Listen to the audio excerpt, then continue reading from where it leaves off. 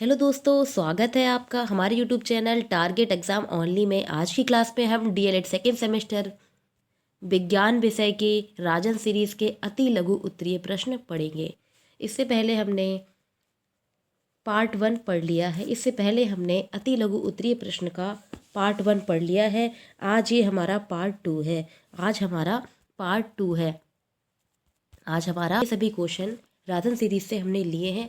आपको पता ही होगा कि एग्ज़ाम में ज़्यादातर क्वेश्चन इसी सीरीज़ से मिलते हैं। तो अभी हम रिवीजन कर रहे हैं। अगर आपने हमारे लेक्चर की क्लास नहीं देखी है तो आप डिस्क्रिप्शन बॉक्स में लिंक पड़ा है, लिंक से देख सकते हैं, या मेरे चैनल पर विज़िट करके वहाँ हमने प्लेलिस्ट बना दी है। वहाँ मैंने आपको प्लेलिस्ट बना दी है। आप चैनल पर जाकर हमारी प्लेलिस्ट देख सकते हैं। उसमें मैंने आपको साइंस का कंप्लीट सिलेबस कराया है और सभी यूनिट कराया है। ठीक है, सभी यूनिट कराया है। तो आप कंप्लीट क्लासेस को देख सकते हैं और क्लासेस अच्छी लगे तो लाइक भी कर दें। चैनल पर नए हैं तो चैनल को सब्सक्राइब जरूर कर लें और बेल आइकन को प्रेस कर लें, जिससे आपको हमारी क्लासेस के टाइम टू टाइम नोटिफिकेशन मिल सके। तो शुरू करते हैं हम अपनी क्लास। इससे पहले हमने पार्ट 1 देख लिया है। इससे पहले हमने अति लघु उत्तरीय प्रश्न का पार्ट 1 देख लिया है। आज हमारा क्या है, पार्ट 2 है। पहला क्वेश्चन है, सोलर कुकर से क्या तात्पर्य है, इसका उपयोग कहाँ होता है। सोलर कुकर से क्या तात्पर्य है, इसका उपयोग कहाँ होता है। यह अति लघु टाइप क्वेश्चन है और आपको पता है कि एग्ज़ाम में ये 1 मार्क्स के मिलते हैं। तो हम ओनली डिस्कशन करेंगे इनके बारे में, ज़्यादा डिटेल में नहीं जाएंगे। ठीक है, तो इसका आंसर देख लेते हैं। सौर ऊर्जा को ऊष्मा के रूप में एकत्रित करके इसको सोलर कुकर द्वारा भोजन पकाने में उपयोग किया जाता है। सोलर कुकर से क्या तात्पर्य है, तो सोलर कुकर वह होते हैं जो सौर ऊर्जा से चलाए जाते हैं। ठीक है, इसमें क्या होता है, सौर ऊर्जा विद्युत ऊर्जा में परिवर्तित होती है। सोलर कुकर में क्या होता है, जो सूर्य की सोलर ऊर्जा या सौर ऊर्जा है वह विद्युत ऊर्जा में परिवर्तित होती है। ठीक है, आंसर देख लेते हैं इसमें एक बार फिर से कि सौर ऊर्जा को ऊष्मा के रूप में एकत्रित करके इसको सोलर कुकर द्वारा भोजन पकाने में उपयोग किया जाता है। ठीक है, सोलर कुकर का उपयोग हम भोजन पकाने में करते हैं। नेक्स्ट क्वेश्चन है क्वेश्चन नंबर 2। सोलर सेल या सोलर सेल किसे कहते हैं। सोलर सेल या सोलर सेल किसे कहते हैं, इसका आंसर देखते हैं। सूर्य की प्रकाश ऊर्जा को विद्युत ऊर्जा में परिवर्तित होने की युक्ति क्या कहलाती है, सोलर सेल या सौर सेल कहलाती है। सूर्य की प्रकाश ऊर्जा को विद्युत ऊर्जा में परिवर्तित होने की युक्ति सौर सेल या सोलर सेल कहलाती है। अधिक संख्या में विद्युत धारा प्राप्त करने हेतु अधिक सारे सोलर सेलों को जोड़ा जाता है। मैंने आपको अपने लेक्चर में बताया है कि अधिक से अधिक सोलर सेलों को मिलाकर एक सोलर पैनल का निर्माण किया जाता है, जिसमें बहुत सारे क्या लगे होते हैं, सोलर सेल लगे होते हैं। इसे क्या कहते हैं, इसे सोलर पैनल कहते हैं। ठीक है, इसे क्या कहते हैं, सोलर पैनल कहते हैं। क्या कहते हैं, सोलर पैनल कहते हैं। अब हम सोलर पैनल का यूज़ देख लेते हैं। सोलर पैनल या सौर ऊर्जा से उत्पन्न सेल का प्रयोग हम घर में विद्युत के उपकरण चलाने में करते हैं। ठीक है, विद्युत के उपकरण चलाने में करते हैं। ठीक है, अगला क्वेश्चन है क्वेश्चन नंबर 3। हैंडपंप किस उत्तोलक का उदाहरण है। हैंडपंप किस उत्तोलक का उदाहरण है, तो इसका आंसर हो जाएगा प्रथम उत्तोलक। प्रथम उत्तोलक का उदाहरण क्या है, हैंडपंप है। इसी प्रकार से इसमें एक आ जाएगा हमारा कैंची क्या है, कैंची भी प्रथम श्रेणी का उत्तोलक है। अगला क्वेश्चन देखते हैं क्वेश्चन नंबर 4। प्रथम, द्वितीय व तृतीय उत्तोलकों का एक एक उदाहरण बताइए। प्रथम, द्वितीय व तृतीय उत्तोलकों का एक एक उदाहरण बताइए। तो आंसर देख लेते हैं इसका। अब आंसर देख लेते हैं। पहला है हमारा प्रथम श्रेणी का उत्तोलक, इसका उदाहरण है हैंडपंप। क्या है उदाहरण? हैंडपंप। इसी प्रकार से इसका एक उदाहरण है कैंची। क्या है? कैंची। तराजू। ये क्या है? हमारे प्रथम श्रेणी के उत्तोलक के उदाहरण हैं। हैंडपंप, कैंची, तराजू। ठीक है, नेक्स्ट है हमारा द्वितीय श्रेणी के उत्तोलक। द्वितीय श्रेणी के उत्तोलक का उदाहरण है पहिए वाली ट्रॉली। क्या है? पहिए वाली ट्रॉली या सरौता, या सरौता। ठीक है, ये सभी क्या हो गए? ये सभी हो गए हमारे द्वितीय श्रेणी के उत्तोलक। और नेक्स्ट है हमारा तृतीय श्रेणी के उत्तोलक। श्रेणी के उत्तोलक में चिमटी है, चिमटा है और सीढ़ी आते हैं। क्या आते हैं? सीढ़ी आते हैं। तो ये थे हमारे प्रथम श्रेणी, द्वितीय श्रेणी और तृतीय श्रेणी के उत्तोलकों के उदाहरण। अगला क्वेश्चन देखते हैं, क्वेश्चन नंबर 5। झुके तल की सहायता से आप किस प्रकार का कार्य आसानी से कर सकते हैं? झुके तल की सहायता से आप किस प्रकार का कार्य आसानी से कर सकते हैं? तो इसका आंसर हो जाएगा, झुके हुए तल की सहायता से हम भारी वाहन, भारी भार को ट्रक में आसानी से चढ़ा सकते हैं। आंसर एक बार फिर से देखते हैं। झुके हुए तल की सहायता से, झुके हुए तल की सहायता से भारी वाहन को ट्रक में आसानी से चढ़ाया जा सकता है। ठीक है, अगला क्वेश्चन देखते हैं, क्वेश्चन नंबर 6। कोशिका किसे कहते हैं? कोशिका किसे कहते हैं?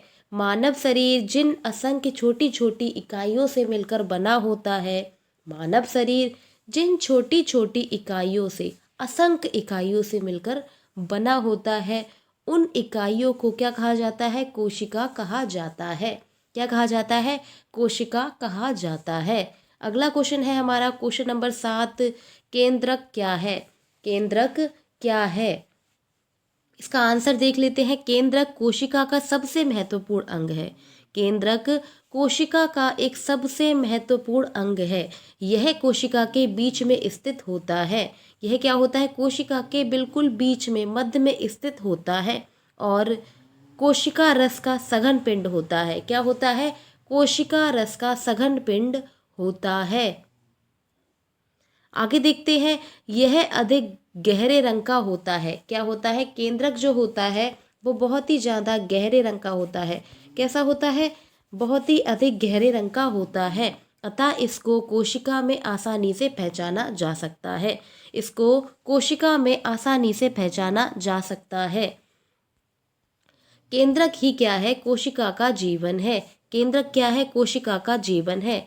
ठीक है, अब हमने केंद्रक के बारे में जान लिया कि केंद्रक क्या होता है, यह किस कलर का होता है और इसकी पहचान किस प्रकार से की जा सकती है। ठीक है, नंबर 8 है हमारा, केंद्रक जीवद्रव क्या है? केंद्रक जीवद्रव क्या है? तो आंसर देख लेते हैं। केंद्रक के अंदर गाढ़े तरल व चिपचिपे पदार्थ को, केंद्रक जीवद्रव क्या है? केंद्रक के अंदर गाढ़े तरल व चिपचिपे पदार्थ को, किस प्रकार का? गाढ़ा और चिपचिपा तरल पदार्थ को केंद्रक जीवद्रव कहते हैं। क्या कहते हैं? केंद्रक जीवद्रव कहते हैं। यह कुछ इस प्रकार से होता है, यह कुछ इस प्रकार से होता है जिसमें बीच में एक केंद्रक होता है और इसमें बहुत सारे गोल्जी, राइबोसोम्स और माइटोकॉन्ड्रिया ये सभी स्थित होते हैं। ठीक है, जीवद्रव की संरचना कुछ इस प्रकार से होती है। जीवद्रव की संरचना कुछ इस प्रकार से होती है। अगला क्वेश्चन देखते हैं, क्वेश्चन नंबर 9। कोशिका के प्रमुख कितने अंग हैं? कोशिका के प्रमुख कितने अंग हैं? तो कोशिका के मुख्य रूप से 3 अंग हैं।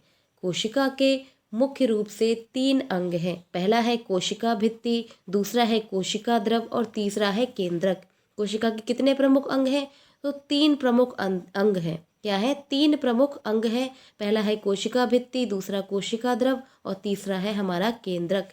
ये हमारा एक 1 लाइनर टाइप क्वेश्चन है जो मार्क्स, एक ही मार्क्स के हैं, इसलिए हमें ज़्यादा डीपली नहीं पढ़ना है और ज़्यादा उनके अंदर तक, गहराई तक नहीं जाना है। इसीलिए हम 1 लाइनर टाइप से इनको पढ़ रहे हैं। एग्ज़ाम में हमें इसी प्रकार से लिखना होगा, ज़्यादा हम एक्स्ट्रा नहीं लिखेंगे जिससे एग्ज़ामिनर मार्क्स देने की जगह क्या करता है? काट लेता है। ठीक है, इसीलिए ऐसा लिखो, सटीक लिखो जो टीचर को भी अच्छा लगे और वो मार्क्स भी पूरे दे। ठीक है, अगला क्वेश्चन है हमारा क्वेश्चन नंबर 10। क्वेश्चन नंबर 10 है हमारा, ऊतक कितने प्रकार के होते हैं? ऊतक कितने प्रकार के होते हैं? ऊतक मुख्य रूप से निम्न प्रकार के होते हैं। ऊतक मुख्य रूप से निम्न प्रकार के होते हैं। पहला है उपकला ऊतक, पहला है उपकला ऊतक, दूसरा है संयोजी ऊतक, ठीक है, दूसरा है हमारा संयोजी ऊतक, तीसरा है संवहन ऊतक, चौथा है पेशीय और पांचवा हमारा है तंत्रिका ऊतक। क्या है? तंत्रिका ऊतक। ऊतक निम्न प्रकार के होते हैं: उपकला ऊतक, संयोजी ऊतक, संवहन ऊतक, पेशीय ऊतक तथा तंत्रिका ऊतक। ये सभी क्या हो गए? हमारे ऊतक के प्रकार हो गए। अगला क्वेश्चन देखते हैं, क्वेश्चन नंबर 11। जीवन की आधारभूत क्रियाएं क्या हैं? जीवन की आधारभूत क्रियाएं क्या हैं? जीवन की आधारभूत क्रियाएं क्या है? जीवन की आधारभूत क्रियाएं हैं पोषण है, श्वसन, उत्सर्जन, परिसंचरण, नियंत्रण व समन्वय, वृद्धि और प्रजनन। ये सभी क्या है? ये सभी हमारे कोशिका के आधारभूत क्रियाएं हैं, जिसमें पोषण आता है जो हम ग्रहण करते हैं, ठीक है, ग्रहण करने से संबंधित भोजन, पोषण में भोजन आता है, विटामिन मिनरल्स ये सभी आते हैं। श्वसन जो हम सांस लेते हैं वो हमारा श्वसन तंत्र हो गया। इसी प्रकार उत्सर्जन जो हम ग्रहण करने के बाद उत्सर्जित करते हैं। इसी प्रकार से परिसंचरण तंत्र, नियंत्रण एवं समन्वय, वृद्धि तथा प्रजनन, ये सभी क्या है? जीवन की आधारभूत क्रियाएं हैं, जिनका एक शरीर में होना अति आवश्यक है। इसीलिए इन्हें कहा जाता है कि जीवन की आधारभूत क्रियाएं हैं, ठीक है। अगला क्वेश्चन देखते हैं, क्वेश्चन नंबर 12। जीवधारियों में प्रजनन की कौन कौन सी विधियां होती हैं? जीवद्रव्य में प्रजनन की कौन कौन सी विधियां होती हैं? तो जीवद्रव्य में प्रजनन की मुख्य रूप से 3 विधियां होती हैं। कितनी विधियां होती हैं? 3 विधियां होती हैं। पहली है वर्दी प्रजनन, दूसरी है अलैंगिक प्रजनन और तीसरी है लैंगिक प्रजनन, ठीक है। ये 3 प्रकार की होती हैं। ये 3 प्रकार की होती है और एग्जाम में इनके नाम पूछ लिए जाते हैं। पहली है वर्दी, दूसरी है अलैंगिक और तीसरी है। ये सभी क्या है? ये हमारी जीवधारियों में प्रजनन की क्या है? विधियां हैं। अगला क्वेश्चन देखते हैं, क्वेश्चन नंबर 13। सोलर पैनल का प्रयोग विशेष रूप से कहाँ किया जाता है? सोलर पैनल का प्रयोग विशेष रूप से कहाँ कहाँ किया जाता है? तो आंसर देख लेते हैं। सोलर पैनल का प्रयोग विशेष रूप से दूरस्थ ग्रामीण क्षेत्रों में, जहाँ बिजली का कोई भी साधन नहीं है, उस जगह पे सोलर पैनल का प्रयोग किया जाता है जहां विद्युत उपलब्ध नहीं होती है। ग्रामीण दूरस्थ स्थान जहां पर बिजली की कोई संभावना ही नहीं है, उन क्षेत्रों में क्या होता है? सोलर पैनल का प्रयोग किया जाता है। वहाँ रेडियो रोशनी, ठीक है, वहाँ रोशनी के लिए, रेडियो के लिए, टीवी तथा जल पंप यानी कि मोटर, विद्युत मोटर को चलाने के लिए सोलर पैनल का प्रयोग विशेष रूप से किया जाता है। क्या किया जाता है? सोलर पैनल का प्रयोग विशेष रूप से किया जाता है। क्वेश्चन देखते हैं, क्वेश्चन नंबर 14। पवन ऊर्जा क्या है? पवन ऊर्जा क्या है? वायु में गतिशील होने से उत्पन्न गतिज ऊर्जा, वायु में गतिशील होने से उत्पन्न गतिज ऊर्जा को पवन ऊर्जा कहते हैं।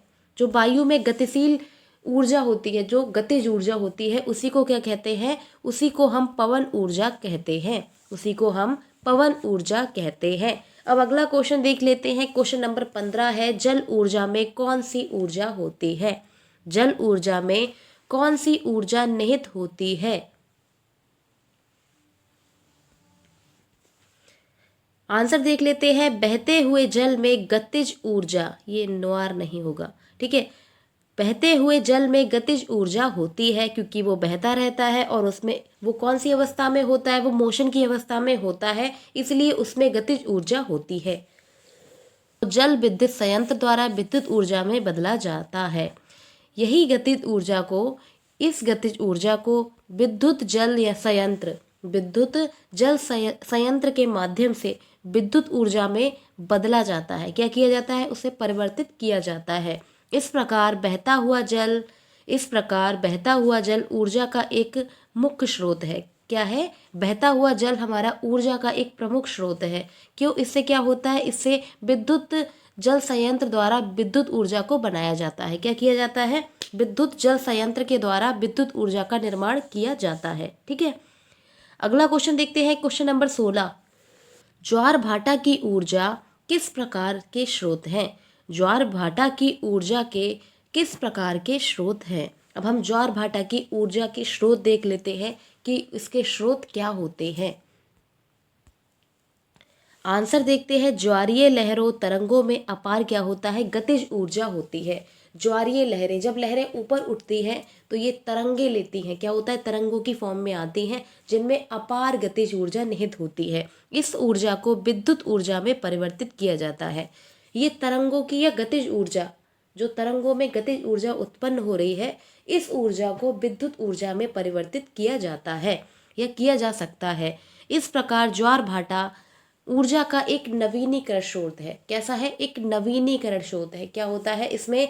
इसमें एक बार विद्युत बनाने के बाद दूसरी बार हम उसका प्रयोग कर सकते हैं और ये प्रोसेस चलता रहता है। ठीक है, ये प्रोसेस हमारा चलता रहता है। भारत में ज्वारीय जल से विद्युत तैयार की जाती है। भारत में ज्वारीय जल से विद्युत तैयार की जाती है तथा इस पर नवीन खोज व शोध कार्य चल रहे हैं। भारत में ज़्यादातर ज्वारीय जल से ही विद्युत ऊर्जा का निर्माण किया जाता है और नवीन खोज और शोध के कार्य हो रहे हैं इसको और ही डेवलप करने के लिए। ठीक है, अगला क्वेश्चन देखते हैं, क्वेश्चन नंबर 17। ऊर्जा संरक्षण का नियम क्या है? अब आंसर देख लेते हैं। ऊर्जा के संरक्षण के नियम के अनुसार, ऊर्जा के संरक्षक के नियम के अनुसार ऊर्जा का विनाश नहीं होता है। ऊर्जा का विनाश नहीं होता है, केवल एक प्रकार की ऊर्जा का दूसरे प्रकार की ऊर्जा में क्या होता है? परिवर्तन होता है। क्या है ऊर्जा संरक्षण का नियम? ऊर्जा संरक्षण का नियम है कि ऊर्जा को ना हम उत्पन्न कर सकते, ऊर्जा को हम, इसमें दिया है कि ऊर्जा को हम ना उत्पन्न कर सकते ना ही नष्ट कर सकते हैं। ऊर्जा को ना हम उत्पन्न कर सकते हैं, स्वयं से इसको बना भी नहीं सकते, और ना ही खुद से इसको नष्ट कर सकते हैं। इसका क्या कर सकते हैं? एक ऊर्जा से दूसरे प्रकार की ऊर्जा में क्या कर सकते हैं? परिवर्तन कर सकते हैं। जिस प्रकार से हम सोलर सेल, ठीक है, सोलर सेल में क्या करते हैं? सूर्य की ऊर्जा को विद्युत ऊर्जा में परिवर्तित करते हैं। क्या करते हैं? सूर्य की जो ऊर्जा है उसके हम क्या, किसका निर्माण करते हैं? विद्युत ऊर्जा का निर्माण करते हैं। तो क्या होता है? इसका मतलब यही है कि ऊर्जा को ना हम उत्पन्न कर सकते और ना ही नष्ट कर सकते हैं। इसको एक प्रकार की ऊर्जा से दूसरे प्रकार की ऊर्जा में परिवर्तित किया जा सकता है। अतः ब्रह्मांड की संपूर्ण ऊर्जा सदैव नियत रहती है। ब्रह्मांड की संपूर्ण ऊर्जा सदैव नियत रहती है, यानी कि कांस्टेंट रहती है। कांस्टेंट यानी स्थिर रहती है। स्थिर रहती है मतलब उसमें कोई परिवर्तन नहीं होता है। ठीक है, ब्रह्मांड की संपूर्ण ऊर्जा सदैव स्थिर रहती है, नियत रहती है, कांस्टेंट रहती है। ठीक है, क्वेश्चन देखते हैं, क्वेश्चन नंबर 18। सरल मशीन किसे कहते हैं? सरल मशीनें किसे कहते हैं? आंसर देख लेते हैं। ऐसे साधन जो कार्य करने में सरलता, सुविधा व तेजी से कार्य करने में सहायता करते हैं। क्या करते हैं? सहायता करते हैं। डेफिनेशन एक बार फिर से पढ़ते हैं। डेफिनेशन एक बार फिर से पढ़ लेते हैं। ऐसे साधन जो कार्य में सरलता, सुविधा तथा तेजी से कार्य करने में सहायक होते हैं। क्या होते हैं? तेजी से कार्य करने में सहायक होते हैं। क्या कहलाते हैं? सरल मशीनें कहलाते हैं। सरल मशीनें कहलाते हैं। अगला क्वेश्चन देखते हैं, क्वेश्चन नंबर 19। सरल मशीनों का एक उदाहरण प्रस्तुत कीजिए। सरल मशीनों का एक उदाहरण प्रस्तुत कीजिए। तो हमारा एक उदाहरण हो गया चाबी। क्या? अगला क्वेश्चन देखते हैं, क्वेश्चन नंबर 20। सरल मशीन के प्रकार बताइए। सरल मशीन के प्रकारों को बताइए। सरल मशीनें निम्न प्रकार की होती हैं। सरल मशीनें निम्न प्रकार की होती है, जैसे उत्तोलक है, पेंच है, घिरनी है, झुका तल, पहिया और धुरी।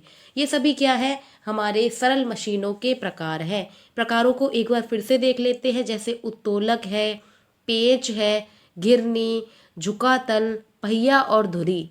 पहिया और धुरी ये सभी हमारे सरल मशीनों के उदाहरण, ये सभी हमारे सरल मशीनों के प्रकार हैं। ये सभी हमारे सरल मशीनों के प्रकार हैं। अगला क्वेश्चन देखते हैं, क्वेश्चन नंबर 21। घिरनी क्या है? क्वेश्चन नंबर 21 है हमारा, घिरनी क्या है? घिरनी क्या है? एक सरल मशीन है। घिरनी एक सरल मशीन है। यह चल और अचल दोनों परिस्थितियों या दोनों अवस्थाओं में व्यवस्थित हो सकती है। डेफिनेशन एक बार फिर से देखते हैं। घिरनी क्या है? घिरनी एक सरल मशीन है और ये चल तथा अचल दोनों तरह से व्यवस्थित हो सकती है। ये चल और अचल दोनों प्रकार से क्या हो सकती है? व्यवस्थित हो सकती है। घिरनी हमारा क्या है? एक सरल मशीन का उदाहरण है। क्या है? सरल मशीन का उदाहरण है।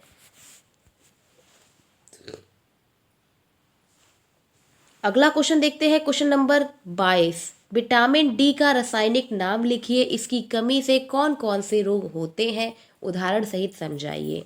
तो ये डीएलएड 2019 में आया हुआ एक इम्पॉर्टेंट क्वेश्चन है। कैसा है? एक इम्पॉर्टेंट क्वेश्चन है। ज़्यादातर मैंने देखा है प्रीवियस ईयर में कि विटामिन से क्वेश्चन बने हुए हैं। ठीक है, आगे हम एक टेबल देखेंगे, उसमें हम विटामिन और विटामिन के स्रोत को देखेंगे। ठीक है, इसमें पूछा गया है कि विटामिन डी का रासायनिक नाम क्या है। विटामिन डी का रासायनिक नाम क्या है? विटामिन डी का रासायनिक नाम है कैल्सीफेरॉल। क्या है? कैल्सीफेरॉल। इसकी कमी से सूखा नामक रोग हो जाता है। इसकी कमी से सूखा नामक रोग हो जाता है, जिसे रिकेट्स भी कहते हैं। क्या कहते हैं? रिकेट्स भी कहते हैं। क्या कहते हैं? रिकेट्स कहते हैं। ठीक है, अगला क्वेश्चन है हमारा क्वेश्चन नंबर 23। बेकिंग सोडा का रासायनिक सूत्र एवं उपयोग लिखिए। बेकिंग सोडा का रासायनिक सूत्र व उपयोग लिखिए। ये डीएलएड 2019 में आया हुआ क्वेश्चन है। ये हमारा इम्पोर्टेंट क्वेश्चन है। आप लोग हमारी क्लास को लाइक भी कर दिया करें। आप लोग लाइक भी नहीं करते हैं, ना ही सब्सक्राइब करते हैं। चैनल को सब्सक्राइब जरूर कर लिया करें और बेल आइकन को प्रेस कर लें, जिससे आपको हमारी क्लासेस के टाइम टू टाइम नोटिफिकेशन मिल जाए और आप हमारी फ्री क्लासेस का लाभ ले सकें। ठीक है, क्वेश्चन हमारा क्या है? क्वेश्चन हमारा है बेकिंग सोडा का रासायनिक सूत्र व उसका उपयोग लिखिए। तो बेकिंग सोडा का रासायनिक सूत्र होता है सोडियम बाइकार्बोनेट। क्या कहते हैं इसको? इसको कहते हैं सोडियम बाई कार्बोनेट। क्या है? Sodium by carbonate. NaHCO3। NaHCO3 इसे क्या कहते हैं? इसे हम कहते हैं सोडियम बाई कार्बोनेट या बेकिंग सोडा। क्या कहते हैं? Baking soda. इसे खाने वाला सोडा भी कहते हैं। इसे खाने वाला सोडा भी कहते हैं। खाने वाला सोडा भी कहते हैं। अब हम इसके उपयोग देख लेते हैं। पहला उपयोग है त्वचा को गोरा बनाने में। त्वचा को गोरा बनाने में हम बेकिंग सोडा का प्रयोग करते हैं। क्या करते हैं? त्वचा को गोरा बनाने में इसका प्रयोग किया जाता है। इसी प्रकार से त्वचा की नमी मुक्त रखने में, त्वचा को नमी मुक्त रखने में, त्वचा को नमी मुक्त रखने में भी इसका प्रयोग किया जाता है। बेकिंग सोडा का प्रयोग खाद्य पदार्थों में खमीर के लिए किया जाता है। किसके लिए किया जाता है? खमीर के लिए किया जाता है। नेक्स्ट है हमारा केक बनाने में इसका प्रयोग करते हैं, इसीलिए इसको क्या कहते हैं? खाना सोडा भी कहते हैं। इसीलिए इसको खाना सोडा भी कहते हैं। नॉर्मल भाषा में हम इसको खाना सोडा कहते हैं। ठीक है, पांचवा है ब्लीचिंग एजेंट के लिए। ब्लीचिंग एजेंट में भी इसका प्रयोग किया जाता है। अगला क्वेश्चन देखते हैं, क्वेश्चन नंबर 24। जल में घुलनशील विटामिन और वसा में घुलनशील विटामिन के नाम लिखिए। जल में घुलनशील विटामिन और वसा में घुलनशील विटामिनों के नाम लिखिए। ये हमारा 2019 में भी आया है और 20 में भी आया है। ये क्वेश्चन हमारा काफ़ी इम्पोर्टेंट है और आपको अब जो एग्ज़ाम होंगे उनमें भी देखने को मिल सकता है। तो आंसर देखते हैं। आंसर है हमारा जल में घुलनशील विटामिन। जल में घुलनशील विटामिन। जल में घुलनशील हमारे दो विटामिन होते हैं, बी और सी। कौन सा? विटामिन सी और विटामिन बी। अब हम विटामिन सी का रासायनिक नाम देख लेते हैं। तो विटामिन सी का रासायनिक नाम होता है एस्कर्बिक एसिड। क्या होता है? एस्कर्बिक एसिड होता है। और इसके स्रोत क्या होते हैं? इसके स्रोत होते हैं खट्टे पदार्थ। क्या होते हैं? खट्टे पदार्थ। नेक्स्ट है हमारा विटामिन बी। विटामिन बी को बी कॉम्प्लेक्स भी कहते हैं। विटामिन बी को बी कॉम्प्लेक्स भी कहते हैं। इसमें बहुत सारे विटामिन होते हैं, जैसे B1, B2, B3, B5, B6, B7, B9 और B12। B12 हमारा फॉलिक एसिड संबंधित होता है। क्या होता है? फॉलिक एसिड संबंधित होता है। B12 हमारा फॉलिक एसिड संबंधित होता है। ठीक है, फॉलिक एसिड। ठीक है, अब हम देख लेते हैं वसा में घुलनशील विटामिन। वसा में घुलनशील विटामिन हमारे हैं vitamin A, vitamin D, vitamin ई और विटामिन के। यहाँ पर विटामिन ई होगा। ठीक है, विटामिन ई और के। ये सभी हमारे क्या हो गए, वसा में घुलनशील विटामिन हो गए। विटामिन ए का रासायनिक नाम क्या है, रेटिनॉल।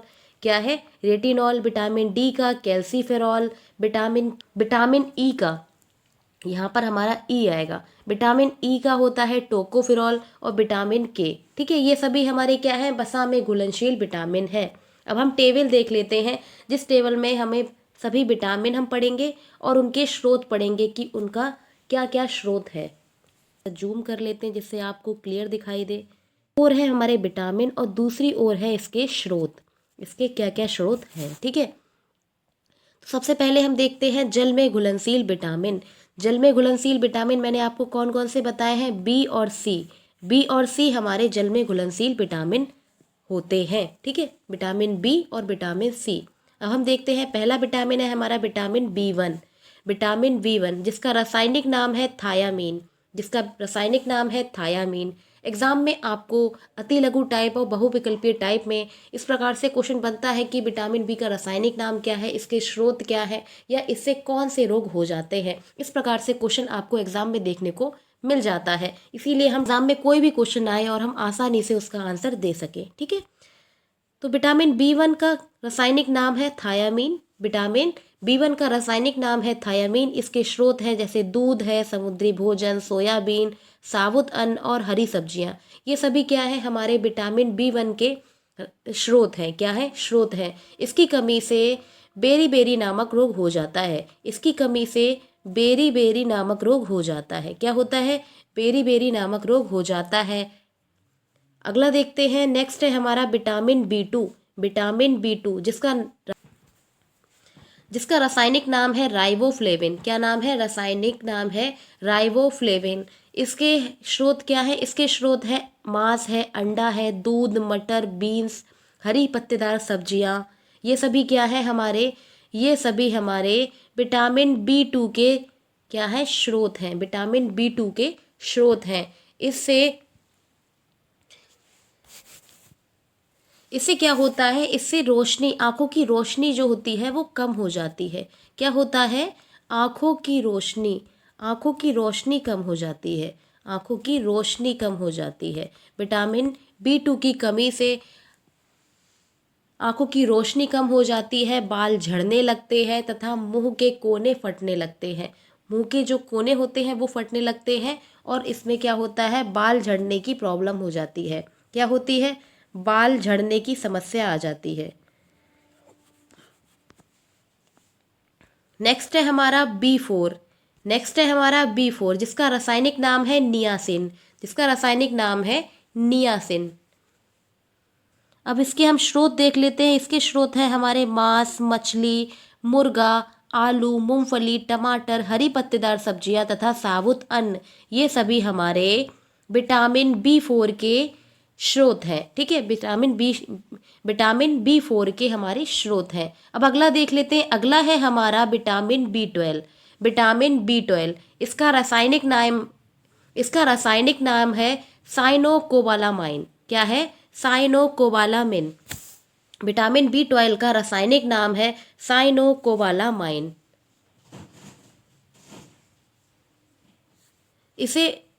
इसे फॉलिक अम्ल भी कहा जाता है। क्या कहते हैं, इसे फॉलिक अम्ल भी कहा जाता है। इसके स्रोत देख लेते हैं। इसके स्रोत है हरी पत्तेदार सब्जियां, अंकुरित दालें, मांस, कलेजी, दूध। ये सभी क्या है, हमारे बी12 के स्रोत हैं, ठीक है। इसकी कमी से क्या होता है, इसकी कमी से रक्तहीनता हो जाती है। क्या होता है, रक्तहीनता, यानी कि रक्त की कमी हो जाती है या फिर मांसपेशियों में जकड़न होती है। क्या होता है, मांसपेशियों में जकड़न होता है। मांसपेशियों में जकड़न या कड़ापन हो जाता है।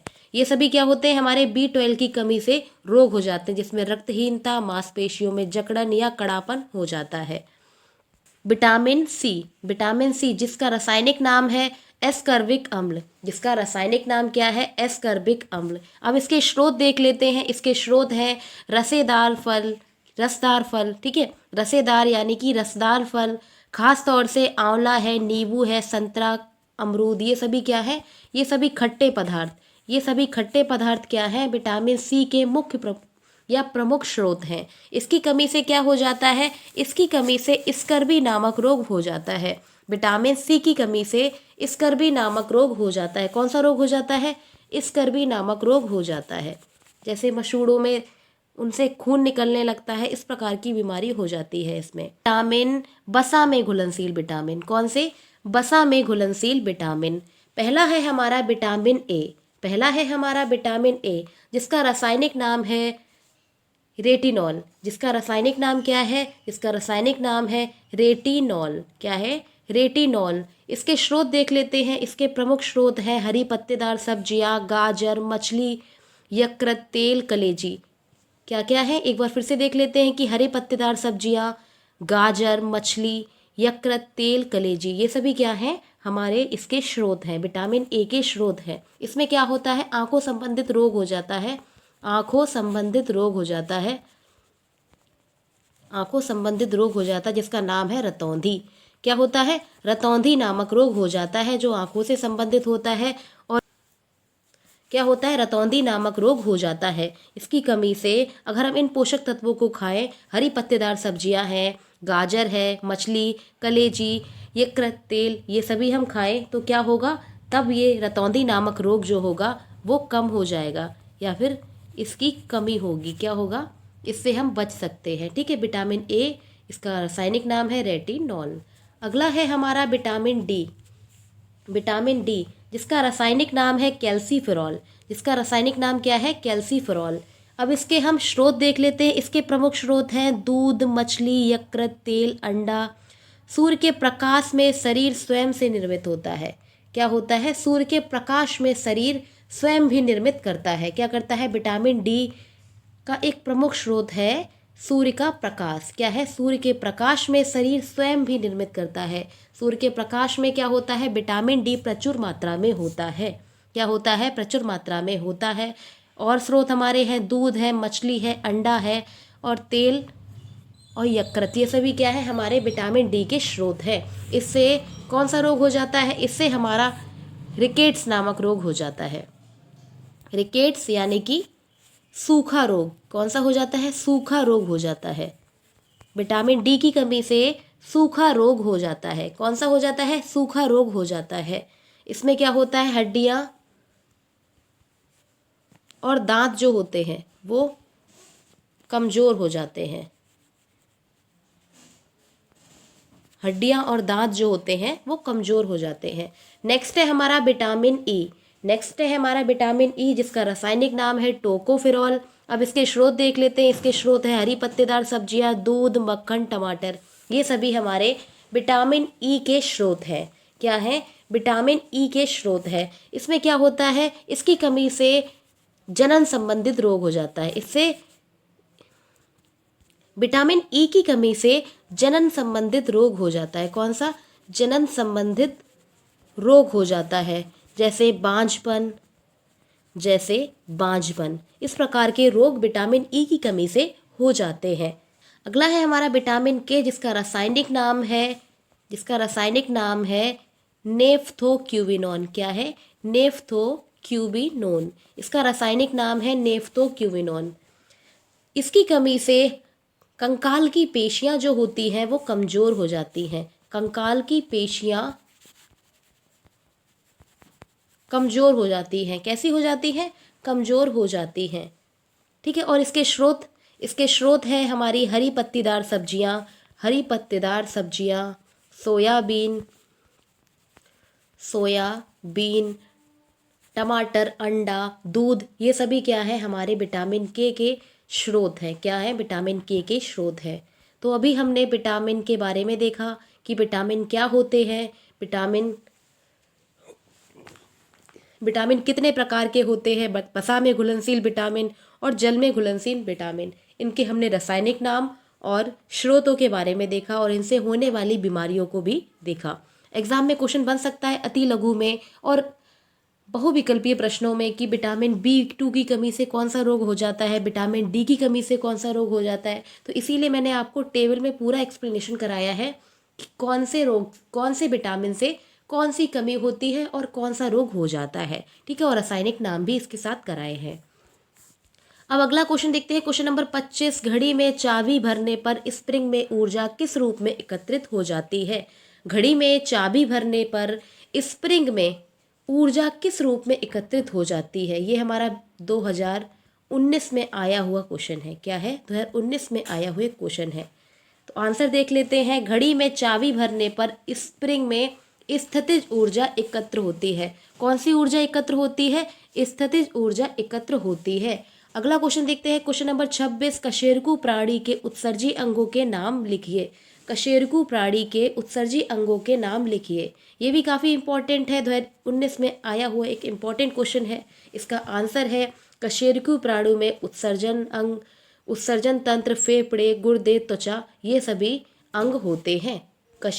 कशेरुकी प्राणी में उत्सर्जन तंत्र, फेफड़े, गुर्दे तथा त्वचा, ये सभी अंग होते हैं। ये सभी क्या करते हैं?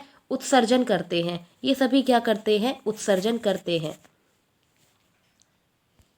अगला क्वेश्चन है क्वेश्चन नंबर 27, कार्य किसे कहते हैं? इसकी इकाई लिखिए।